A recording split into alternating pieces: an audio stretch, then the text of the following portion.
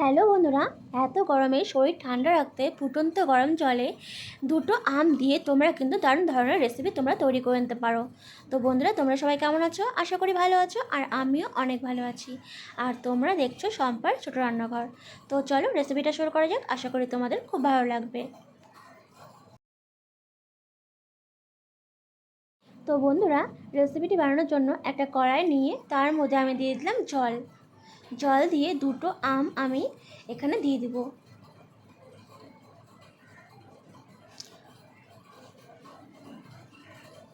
আর দিয়ে দেবো সামান্য পরিমাণে লবণ।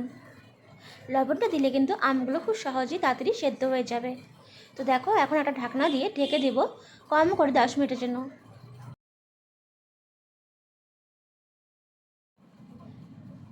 তো দেখো, 10 মিনিট পরে ফিরে আসলাম, আর আমগুলো কিন্তু পুরোপুরি সেদ্ধ হয়ে গেছে।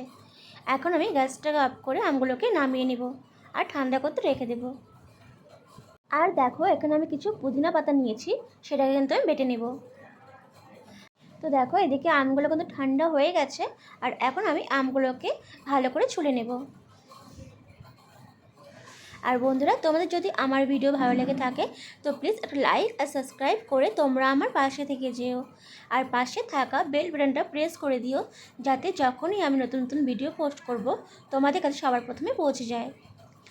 তো দেখো, একটা আম কিন্তু ছোলা হয়ে গেছে, এইভাবে আমি পরের আমটা ছুলে নিয়েছি। আর দেখো, আমটা ছোলার সময় খোসার মধ্যে কিন্তু কিছু আম লেগেছিল, সেটা কিন্তু আমি একটা চামচের সাহায্যে তুলে নিচ্ছি।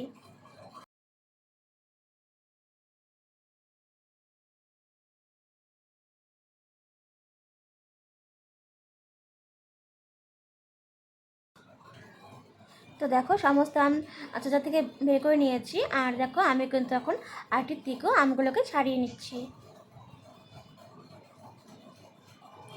যেহেতু একটু গরম ছিল, তাই কিন্তু আমগুলো একটু ছাড়াতে একটু গরম লাগছিল হাতে।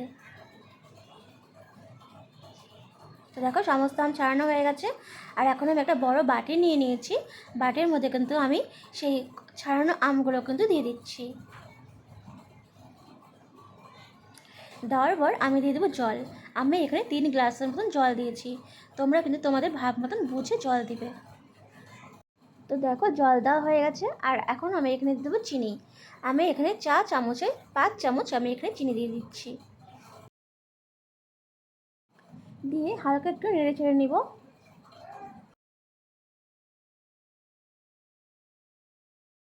তারপর দেখো, এখানে আমি কিছু মশলা অ্যাড করব। এর মধ্যে আছে সামান্য পরিমাণে জিরে আর ধনিয়া। আমি ভালো করে ভেজে নিয়ে এখানে গুঁড়ো করে নিয়েছিলাম, সেটাই দিয়ে দিলাম। দিয়ে আবার একটু হালকা নেড়ে চেড়ে নিব।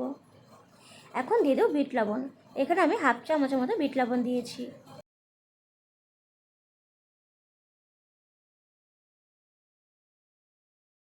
আর এখন যে পুদিনা পাতাটা আমি বেটে রেখেছিলাম সেটা আমি এখন দিয়ে দিলাম।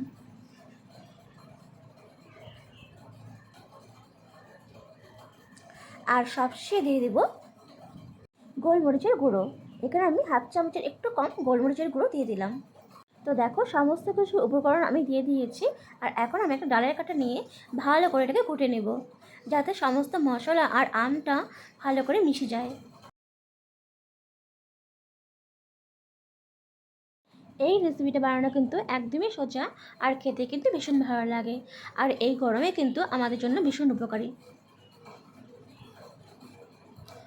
তো দেখো, আমি কিন্তু খুব ভালো করে ঘুটে নিয়েছি। আর সমস্ত কিছু উপকরণ কিন্তু জলের সাথে খুব ভালো করে মিশে গেছে।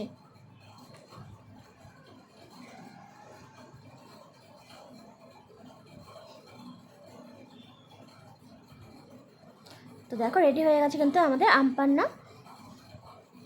আর এখন দেখো, আমি একটা প্লেট নিয়ে নিয়েছি। আর প্লেটের মধ্যে সামান্য পরিমাণে লবণ আর নিয়ে নিচ্ছি সামান্য পরিমাণে লঙ্কার গুঁড়ো। সেটাকে আমি খুব ভালো করে মিশিয়ে নিব। মিশিয়ে নিয়ে আমি গ্লাসের মধ্যে ভালো করে লাগিয়ে নেব, একটু গার্নিশ করে নেব। এতে কিন্তু গ্লাসটা দেখতে বেশ সুন্দর লাগবে। তো দেখো, একটা গ্লাস আমি করে নিয়েছি। এইভাবে আমি বাকি 3টে গ্লাসও কিন্তু আমি ভালো করে করে নেব।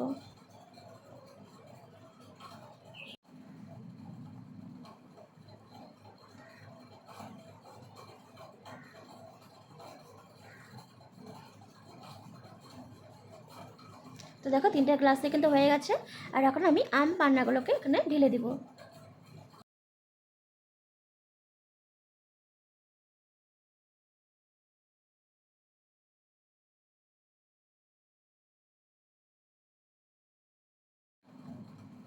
তো দেখো সব কিন্তু গ্লাসে ঢালা হয়ে গেছে, আর দেখতে কিন্তু বেশ সুন্দর লাগছে, আর খেতেও কিন্তু ভীষণ ভালো হয়েছিল।